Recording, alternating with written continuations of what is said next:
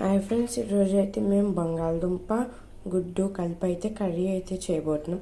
ఇది ఎలా చేసుకోవాలనేది ఇప్పుడు చెప్పబోతున్నాం. ఇప్పుడైతే మనం ఎగ్ అయితే బాయిల్ చేసుకొని గుడ్లు ఉడికేలోగా మన బంగాళదుంపలను అయితే కట్ చేసుకొని అయితే రెడీగా అయితే ఉంచుకుందాం.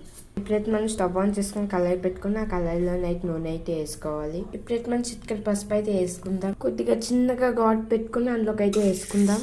గుడ్లు అయితే ఫ్రై అయిపోయి ఇప్పుడైతే మనం వీటిని సైడ్కి అయితే తీసుకుందాం. ఇప్పుడు మనం ఇందులోనే మరి కొంచెం ఆయిల్ వేసుకోవాలి. ఆవాలు జీలకర్ర అయితే వేసుకోవాలి. ఉల్లిపాయలు పచ్చిమిరపకాయలు కరివేపాకు అయితే వేసుకోవాలి.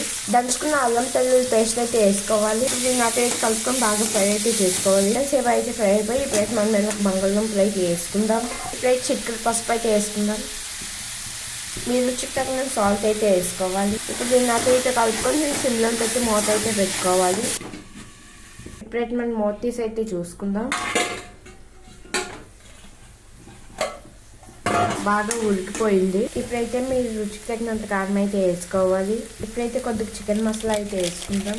ఇప్పుడైతే మనం దీన్ని అటు ఇటు కలుపుకొని ఫ్రై అయితే చేసుకోవాలి. ఇప్పుడు కొంచెం నీళ్ళు అయితే వేసుకోవాలి. ఇప్పుడైతే ఉప్పు కారం అయితే చూసుకోవాలి. సరిపోకపోతే ఇప్పుడైతే అడ్జస్ట్ అయితే చేసుకోవాలి. ఇప్పుడైతే మన మీద గుడ్లు అయితే వేసేసుకుందాం. కాసేపు ఉడకనిద్దాం. ఫ్రెండ్స్, ఇదైతే ఉడికిపోయింది. ఇప్పుడైతే స్టవ్ అయితే ఆఫ్ చేసుకోండి. మీకు కనుక వీడియో నచ్చితే please do like, share, comment, subscribe to my channel. Thank you friends. ఎంత గ్రేవీగా వచ్చింది, ఎంత చక్కగా వచ్చిందో. టుడే ఇదైతే మా లంచ్ బాక్స్.